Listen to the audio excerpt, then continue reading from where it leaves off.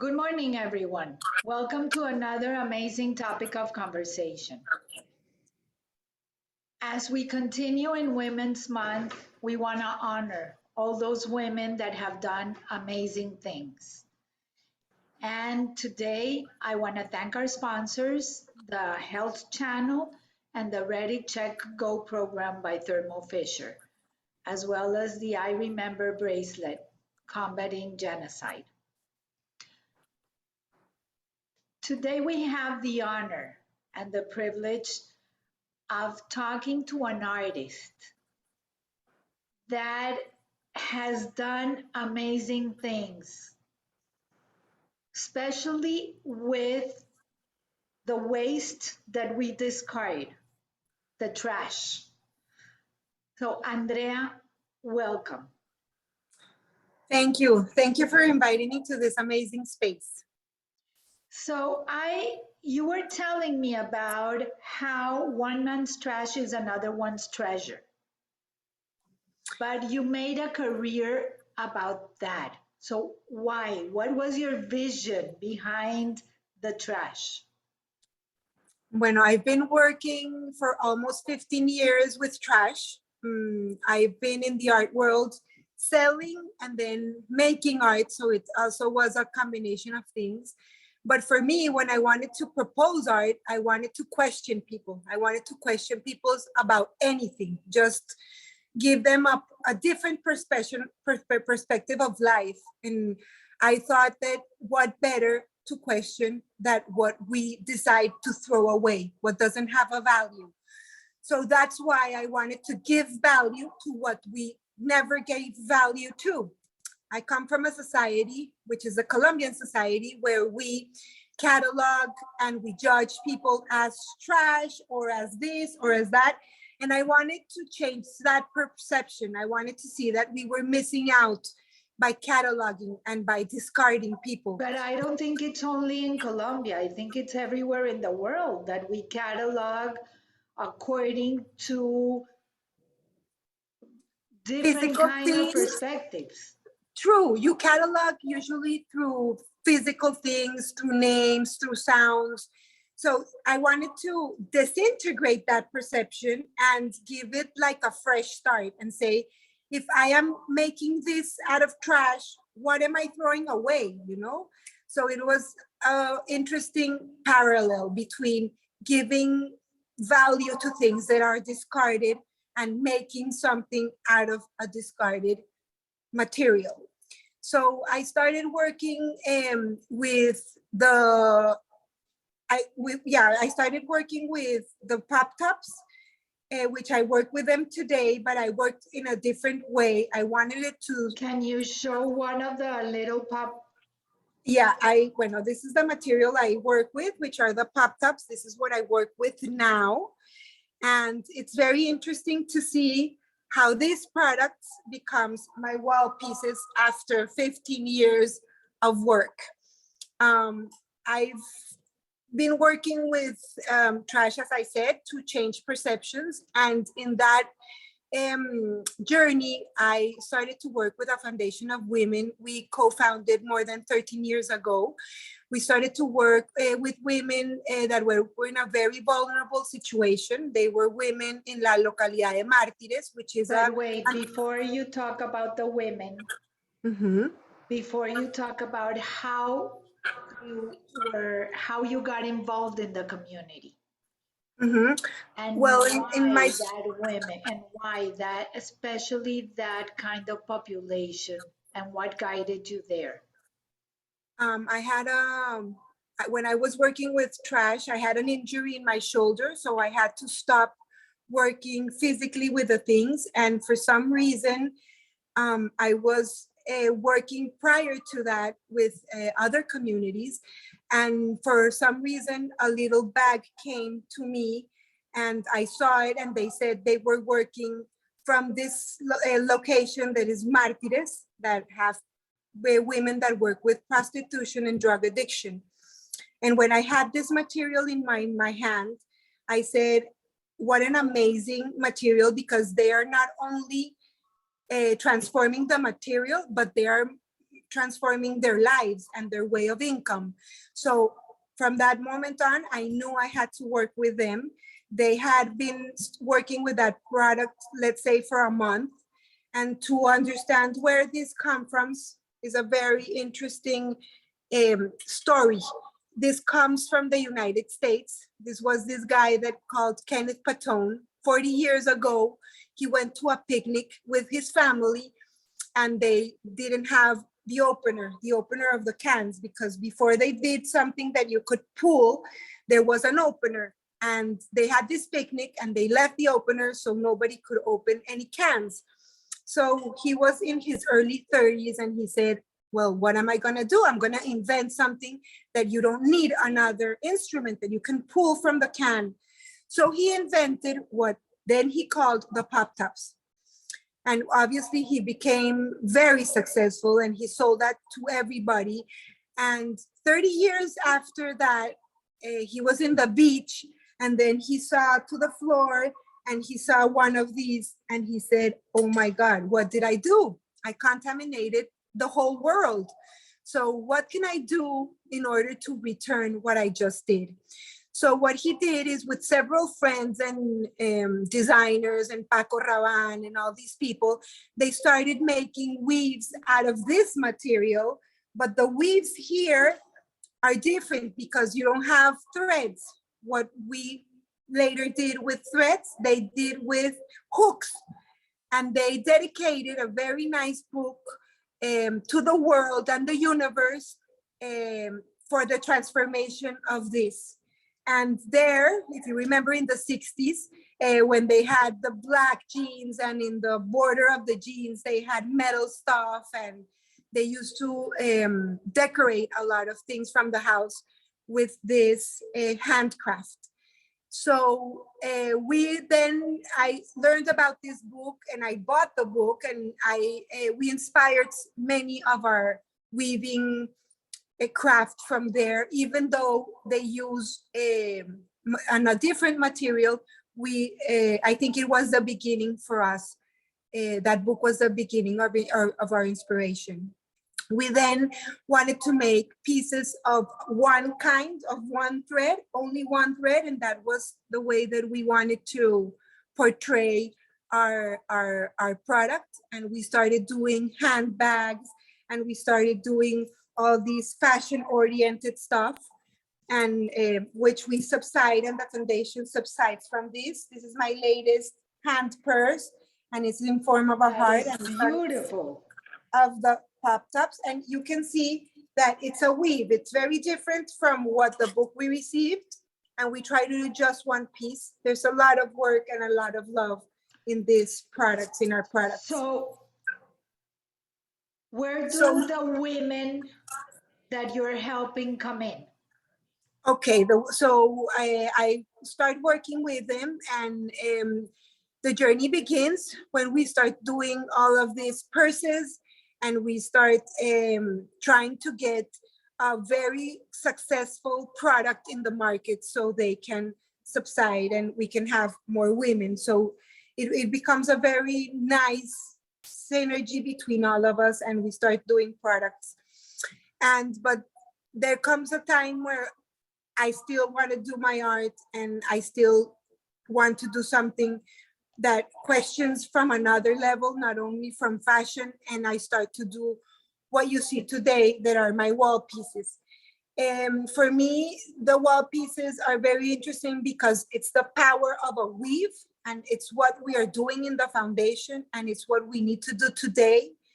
That is work in collective, that is work in union. When you start doing a weave and you understand the material part of the weave, you understand that we are all supported, that we are all one, that we are all part of something. And I think that that's the real message that I want to come across with my art as well. So it's transformation, and it's also the power of union. So it was the perfect example to work with them, some textiles that I later formed in my studio to question and to produce a piece like that. That if I told you exactly how many pop tops of these are part of that piece, you wouldn't even try to How put many? clothes. Because we're It hits starting to collect them. 30,000 pop-tops made. 30,000 you use for that piece of art. Yeah, so it's very interesting to Wow. understand how the consumption, and every little one works, and every little one is helping sustain, and every little one is part of a whole. And I think that that is what I want to really question, you know, what can we do together, and what can we do with people that have been, you know, changed out of the society for this or for that. Giving opportunities to people that need a second chance is also a very important part of my work. So you're making these women that were discarded by society, you're turning them into From the, entrepreneurs. yeah, and having when you win your money in a dignified way, I think it gives you a different kind of integrity. And I think that that's what we're giving them. We're giving them another way of making their income. And I think that that's what really transformed their way and their connotation. Well, not only you're empowering them to make a decent living, but you're also giving them the tools that they need for a second chance. Yeah, I think it's very important. I think we are all second chances, and I think we all have to stand up and see life in a different way, and transforming something that is being discarded. I think it's a very nice way to giving birth to something new. So there's a very nice parallel between the story and the material. And that's where, when I met you, when they told me your story, you align with all the values that the Power of the Heels Foundation stands for. And we're going to start to work together to see how we can help you help them as well and give these women a second chance. Totally, and give them like the things they need for their everyday. And I think that that's what really integrates the whole transformation. Every day, what you're doing, what you hear, the love you hear, the way you're making a living. I think that all those small details is what really makes the huge picture different. But you were telling me about the way that people see trash, and for you, you see it very different. It's very interesting to see. I think that a lot of answers of our society come from our trash, the way we consume, how often we consume. And it's really not discarding the trash immediately, but putting it aside and making a collection of that and seeing how that can change something, that maybe you need to, I don't know, build something, or how can you transform? But when there's a lot of them together, when you throw away one popped up, you don't understand the value of that. But when you have 20, 30, then you can see how you can make something. So it's also the way you construct things, the way you observe things, and what are you consuming, right? It was very interesting. In my last show, I did a piece with things that I've been collecting for 10 years. And it was very interesting to see the consumption that I reflected through 10 years. So Only let's say, you. yes, Only through your, only my you. personal, yeah, my personal consumption. It's very interesting to start gathering your own consumption and seeing, oh my God, this is what materialistically I am taking, or I am discarding, or and what can I do with this? Can I organize, let's say, my pantry with all the plastic ingredients, with all the plastic discard, or I can make this, or I can make that. Or even in Colombia, there's a lot of foundations that if you give them what they want, let's say the plastic pop tops, they are using it for foundations, because there's a very nice big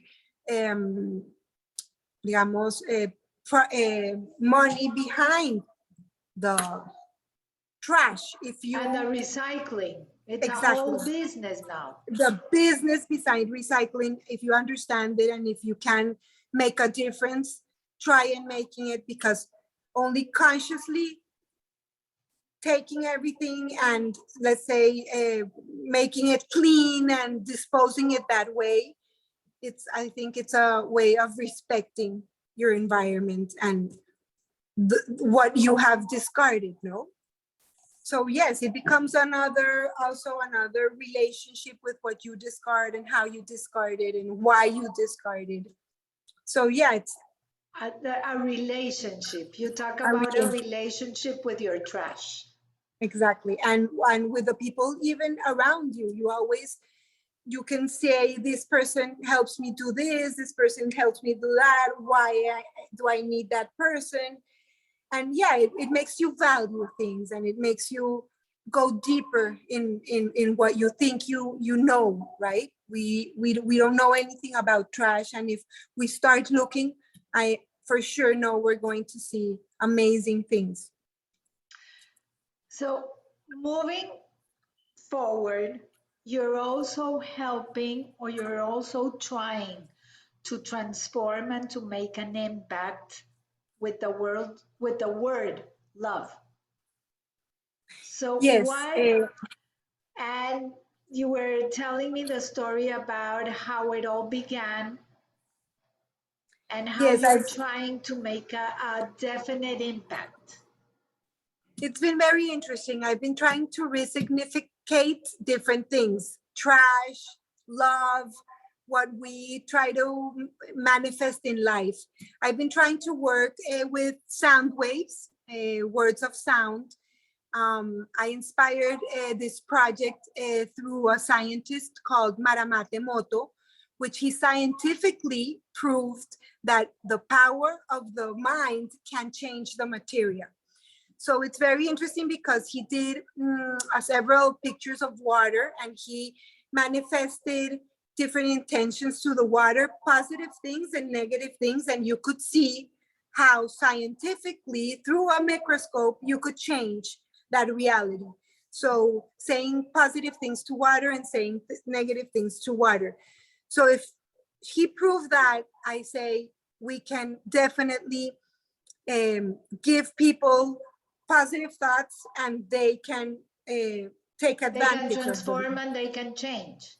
Exactly. So I graphicated the word love in a sound vibration, and I've been putting it around everywhere. And I think that it's another way of resignificating love through another graphic, and trying to see how the power of the mind changes the material. So if I say that I am radiated with love and everybody around me is radiated with love, I think we can make an impact on that level. We can change through thinking of an image and thinking of love. We can somehow manifest the love that we are projecting in a place, in an object, in an intention.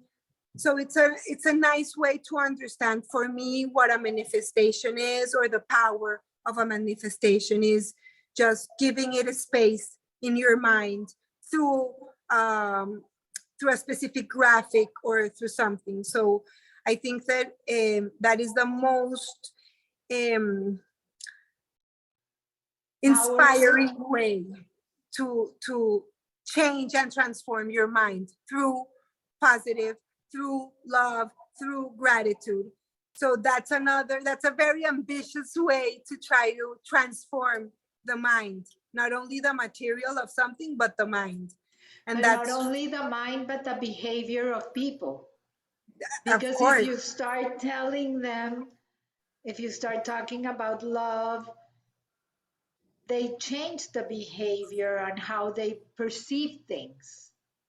how they perceive and how they see things and how they are seen, which I think is also, people want to be validated and want to be seen through love. And I think that's what really makes the transition between one thing and another, is the love you put in your work, in your everyday, in your thoughts, in your intentions. So if it's there and it's part of something, I think it will manifest some way.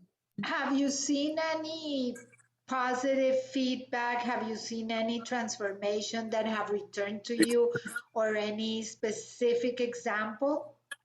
It's been very interesting because when my friends got married, I gave them a radiator with a sound wave, which is the sound wave is this one. This is the sound wave of the word love.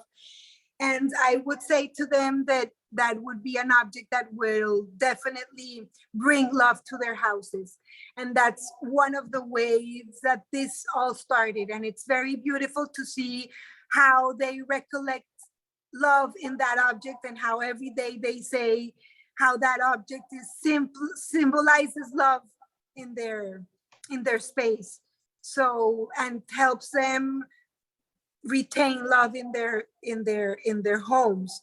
So that has been very nice. And also I've done t-shirts and I've done things where you can see the sound wave, and only having the sound wave in front of your mirror and reminding yourself that you are loved and that you're being loved, and starting the day with that exaltation, I think is a very valuable way of impacting every day through the image in different spaces where you can put them and remind yourself that you are loved and that you are loved. What's next for you? Wow, I would love You want to conquer the world. I want to conquer the world through love and trash. So we are all welcome to be a part of that. And I want to transform. I think that is my motivation in life. Transform material, transform consciousness, transform way of being. And I think that is definitely what is in the future for me. Many transformation, material transformation, emotional transformation, and future love, I think, is going to transform into amazing things. And I know that you have some of your pieces. You're now going internationally and you have some of your pieces in Miami. So can you tell us, for everybody who would like to go, yes, where do you have your pieces? And right now I have my pieces in the Consulate of Mexico, which they did a very nice homage to women. And next Thursday, I am going to be there in the Consulate of Colombia. And next Thursday, they are doing a very nice show for women in the Museum of El Doral. So we will be several Latin American women talking about women and surrounding the importance of women's in this Women's Month. So everybody's super welcome to come. The name of the show is called Hilo Conductor, which is in English, conducting with thread. Yeah, the conducting thread. And they're beautiful pieces of Latin American artists all talking about women and the power of weaving, which is very beautiful as well. Andrea, thank you so much. It really has been a pleasure, and I hope that the vibrations of love will spread worldwide, and that the next time that we talk, the world is in peace. Thank you so much for your words and for this space. I hope. And to everyone, thank you for listening. Please stay safe. Let be peace in the world. Until next time. Until next time. Have a great day. Have a great day.